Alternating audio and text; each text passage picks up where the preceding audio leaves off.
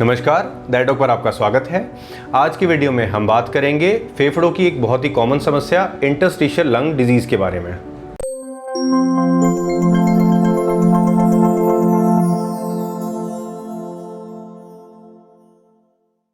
दोस्तों, interstitial lung disease की वजह से मरीजों को सांस लेने में बहुत ही ज़्यादा तकलीफ होती है और इस बीमारी की जानकारी देने के लिए आज हमारे साथ हैं जयपुर के प्रसिद्ध और अनुभवी पल्मोलॉजिस्ट, चेस्ट फिजिशियन डॉक्टर आशीष जैन सर। तो दोस्तों, स्टार्ट करते हैं आज का वीडियो डॉक्टर आशीष जैन सर के साथ। नमस्कार, मैं डॉक्टर आशीष जैन, पल्मोलॉजिस्ट एवं इंटेंसिविस्ट, जयपुर में कार्यरत हूँ। दोस्तों, सबसे पहले जानते हैं इंटरस्टिशियल लंग डिजीज़ क्या होती है। इंटरस्टिशियल लंग डिजीज़, जिसे पल्मोनरी फाइब्रोसिस भी कहा जाता है, फेफड़ों की एक गंभीर बीमारी है जो फेफड़ों के ऊतकों या सेल्स के डैमेज या चोट लगने के निशान बनने पर होती है। जब व्यक्ति सांस लेता है तो फेफड़ों में मौजूद हवा की छोटी छोटी थैलियों से होते हुए ऑक्सीजन हमारे ब्लड में पहुंचती है। यहीं से शरीर के अन्य अंगों में ऑक्सीजन का संचार होता है। जिन लोगों को इंटरस्टिशियल लंग डिजीज़ यानी कि ILD की समस्या होती है, उनमें फेफड़ों में मौजूदा हवा की थैली के चारों तरफ सूजन और स्कारिंग या फाइब्रोसिस की समस्या हो जाती है। जब स्कार टिश्यू बन जाते हैं तो इन थैलियों का विस्तार नहीं हो पाता, ये थैलियाँ फूल नहीं पाती, जिसके कारण खून में ऑक्सीजन की पर्याप्त मात्रा में पहुँच नहीं पाती है। यह स्कार टिश्यू ऊतकों को सख्त टाइट बना देता है, जिससे कि सांस लेना मुश्किल हो जाता है। इस स्थिति में फेफड़ों के अन्य भाग भी प्रभावित हो सकते हैं, जैसे कि ब्लड वेसल्स, एयरवे, प्लूरा या फेफड़े के अंदर की परतें। इंटरस्टिशियल लंग डिजीज के कारण फेफड़ों को होने वाली क्षति को ठीक नहीं किया जा सकता, लेकिन दवाएं और कुछ थेरेपी की मदद से इसके लक्षणों को कम करके मरीज को बेहतर जिंदगी जीने में मदद की जा सकती है। आइए अब जानते हैं इंटरस्टिशियल लंग डिजीज के लक्षण क्या होते हैं। इसमें सबसे पहला लक्षण आता है सांस लेने में तकलीफ होना। सांस लेने में समस्या आना पल्मोनरी फाइब्रोसिस या इंटरस्टिशियल लंग डिजीज का एक आम तौर पर सबसे प्रारंभिक लक्षण माना जाता है। खासकर मरीज को ये परेशानी व्यायाम करते समय, सीढ़ियां चढ़ते वक्त या शारीरिक गतिविधियां करते हुए ज़्यादा महसूस होती है। धीरे धीरे स्थिति इतनी खराब होने लगती है कि आराम करते वक्त भी सांस लेने में परेशानी होने लगती है। इसलिए सांस से जुड़ी कोई भी ऐसी परेशानी होने पर मरीज को तुरंत डॉक्टर की सलाह लेनी चाहिए। इसमें दूसरा और महत्वपूर्ण लक्षण आता है लगातार सूखी खांसी का चलना। आमतौर पर लोग खांसी जुकाम से परेशान रहते हैं, इसे गंभीरता से नहीं लेते हैं, मगर लगातार चलने वाली सूखी खांसी एक गंभीर स्थिति की ओर इशारा कर सकती है। कई दिनों तक सूखी खांसी आते रहना इंटरस्टिशियल लंग डिजीज का एक लक्षण माना जा सकता है। अन्य लक्षण होते हैं कमजोरी व थकान का महसूस होना। इस बीमारी में मरीज को बहुत ज़्यादा थकान और कमजोरी महसूस होती है। ऐसा देखा गया है कि बहुत से मरीज इस पर ज़्यादा ध्यान नहीं देते। सांस लेने में भी ज़्यादा दिक्कतों का सामना करना पड़ता है। इसमें अगला लक्षण आता है जोड़ और मांसपेशियों में दर्द रहना। इसके अलावा इंटरस्टिशियल लंग डिजीज़ के कई और लक्षण भी देखने को मिलते हैं, जैसे लिम्फ नोड्स में सूजन होना, बुखार, ठंड लगना, बिना वजह शरीर का लगातार वजन कम होना, व्यायाम करने की क्षमता का कम होना, मरीज को बार बार साइनस इन्फेक्शन होना, बार बार सांस का फूलना, सीने में बेचैनी, जकड़न, दर्द का होना। दोस्तों, यह समस्या आमतौर पर बुजुर्गों को होती है, इसलिए इंटरस्टिशियल लंग डिजीज के शुरुआती लक्षणों को उम्र के साथ समझकर नज़रअंदाज कर दिया जाता है। शुरुआत में लक्षण बहुत कम दिखते हैं, लेकिन धीरे धीरे बढ़ने लगते हैं। यदि किसी व्यक्ति को सांस लेने में दिक्कत है तो उसे तुरंत डॉक्टर से संपर्क करना चाहिए। दोस्तों, अब जानते हैं इंटरस्टिशियल लंग डिजीज के कारण क्या होते हैं। इंटरस्टिशियल लंग डिजीज या पल्मोनरी फाइब्रोसिस के कई कारण हो सकते हैं। इसमें शामिल है auto immune disease. Auto immune disease में शरीर का इम्यून सिस्टम खुद मरीज के शरीर पर ही नुकसान पहुंचाने लगता है और वह शरीर के इम्यून सिस्टम को कम करने लगता है, ख़त्म करने लगता है।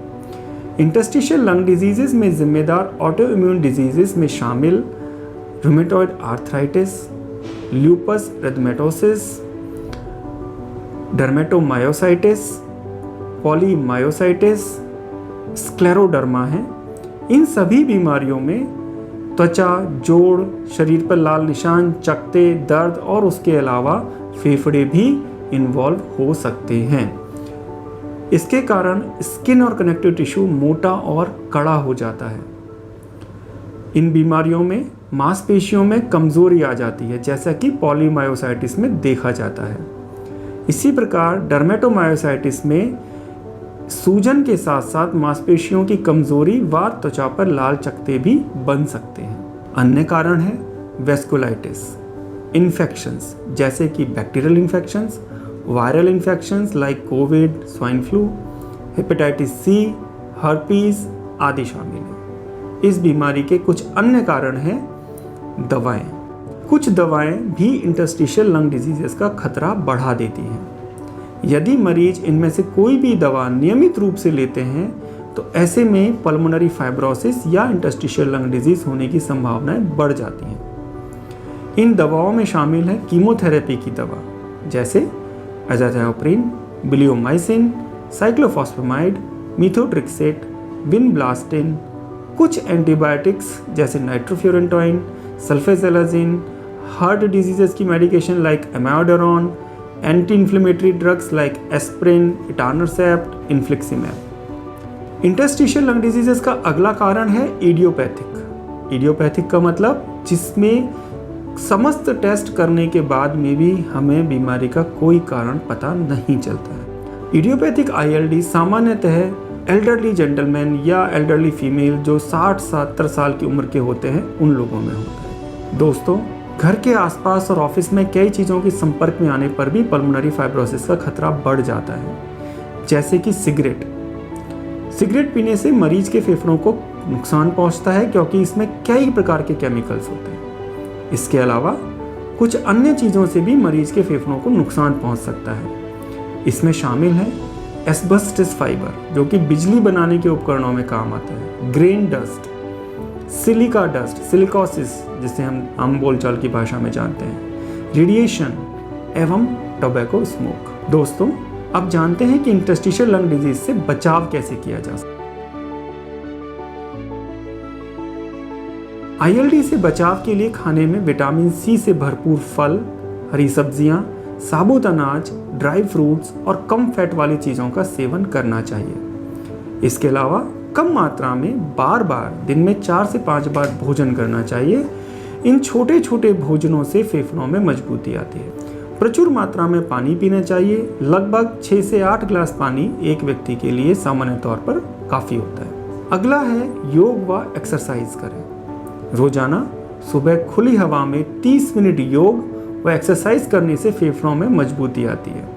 ऐसे में सांस संबंधी समस्याएं दूर हो सकती हैं और तनाव कम होने में भी मदद मिलती है। साथ ही सेहत को दुरुस्त रखने के लिए मरीज को थोड़ी देर सैर भी करनी चाहिए। इससे शरीर को बेहतर तरीके से काम करने की शक्ति मिलती है। कैफीन व तंबाकू का सेवन करने से बचना चाहिए। इसके अलावा सिगरेट, तंबाकू व अन्य नशीले पदार्थों भी फेफड़ों को ठीक से काम नहीं करने देते हैं। ऐसे में सांस से जुड़ी समस्याओं का सामना करना पड़ सकता है। इसलिए समय रहते ही इन चीज़ों से दूरी बना लेनी चाहिए। दोस्तों, अब जानते हैं कि इंटरस्टिशियल लंग डिजीज का डायग्नोसिस कैसे किया जाता है। इंटरस्टिशियल लंग डिजीज कई तरह के लंग डिजीज में से एक है। फेफड़ों की बीमारी कई तरह की होती हैं, इसलिए डॉक्टर के लिए ILD की पहचान कर पाना मुश्किल हो जाता है। कई बार इंटरस्टिशियल लंग डिजीज के लक्षणों को अस्थमा, निमोनिया, ब्रोंकाइटिस, COPD समझ लिया जाता है। आमतौर पर इंटरस्टिशियल लंग डिजीज के निदान के लिए डॉक्टर सबसे पहले रोगी के लक्षण और मेडिकल हिस्ट्री के बारे में जानने की कोशिश करते हैं। मरीज के लक्षणों के आधार पर कई तरह के टेस्ट की सलाह दे सकते हैं, जिसमें शामिल है चेस्ट एक्सरे। कम मात्रा में रेडिएशन का उपयोग करते हुए छाती की आंतरिक छवियों को प्राप्त करने के लिए यह परीक्षण किया जाता है, जिससे डॉक्टर को इंटरस्टिशियल लंग डिजीज के निदान में मदद मिलती है। अगला है एक्सरसाइज टेस्ट। मरीज को ट्रेडमिल पर या स्टेशनरी बाइक चलाने के लिए कहा जाता है और इस दौरान मरीज के ब्लड में ऑक्सीजन की मात्रा की जांच की जाती है। High resolution chest CT scan. High resolution CT scan के माध्यम से फेफड़ों की विस्तृत तस्वीरें ली जाती हैं। इससे डॉक्टर को ये पता लगाने में मदद मिलती है कि बीमारी कितनी गंभीर है, फेफड़े का कितना हिस्सा इन्वॉल्व हो चुका है, इसके क्या कारण है तथा सुधार की कितनी गुंजाइश है। बायोप्सी। ट्रांसब्रोंकियल लंग बायोप्सी, जो कि दूरबीन के द्वारा की जाती है, या TBLB जिसे भी हम कहते हैं, इसके द्वारा एक छोटे से टिश्यू को निकालकर बायोप्सी करते हैं और फेफड़ों की स्थिति के बारे में सटीक जानकारी प्राप्त कर सकते हैं। पल्स ऑक्सीमीट्री और आर्टेरियल ब्लड गैस एनालिसिस करने से हमें रक्त में मौजूद ऑक्सीजन की मात्रा का पता चलता है। स्पायरोमीट्री, यह एक ऐसा उपकरण है जिसमें एक माउथपीस होता है जिससे कि मरीज को जोर से फूंक मारनी पड़ती है। ऐसा करने से हमें मरीज के लंग्स की कैपेसिटी का पता चलता है कि मरीज की फेफड़ों की क्षमता कितनी है और वो कितनी अच्छी तरह से काम कर रहे हैं, और इस आधार पर हम इंटरस्टिशियल लंग डिजीज का डायग्नोसिस करते हैं। दोस्तों, अब बात करते हैं कि इंटरस्टिशियल लंग डिजीज का इलाज कैसे किया जाता है।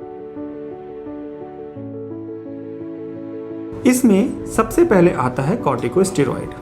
ILD में चूंकि फेफड़ों में सूजन आ जाती है तथा स्कारिंग हो सकती है, कॉर्टिकोस्टेरॉइड जैसे कि प्रेडनिसोलोन के सेवन से इम्यून सिस्टम की बहुत हाइपर एक्टिविटी को कम किया जा सकता है तथा सूजन को भी कम करने में मदद मिलती है।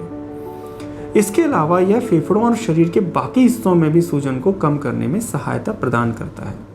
स्टेरॉइड्स के अलावा कुछ अन्य दवाइयाँ जिन्हें हम एंटी फाइब्रोटिक ड्रग्स भी कहते हैं, आजकल अवेलेबल हैं।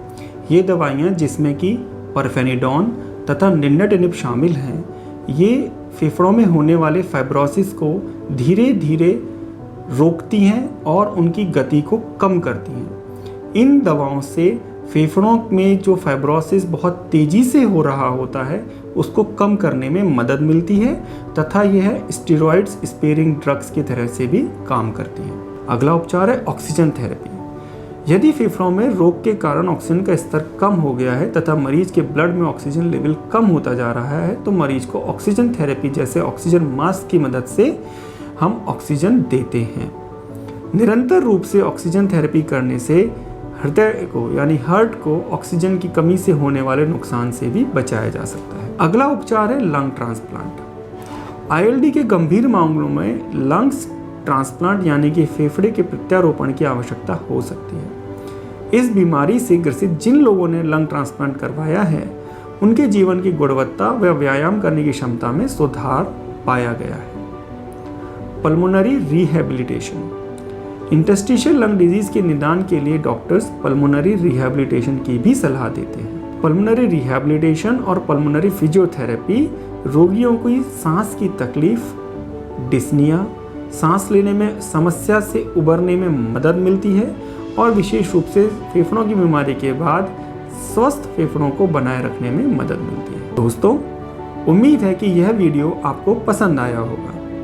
इंटरस्टिशियल लंग डिजीज और इसके इलाज की अधिक जानकारी के लिए आप मुझसे संपर्क कर सकते हैं। धन्यवाद।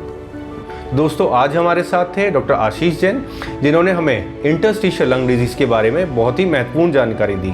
बाकी भारत के सर्वश्रेष्ठ डॉक्टर से कंसल्ट करने के लिए आप हमारी वेबसाइट www.didoc.com को विजिट करें या फिर नीचे दिए गए नंबर पर संपर्क करें। बाकी हेल्थ और मेडिकल से रिलेटेड ऑथेंटिक, रिलायबल और यूजफुल इन्फॉर्मेशन के लिए आप हमारा चैनल डायडॉक हेल्थ ज़रूर सब्सक्राइब करिए।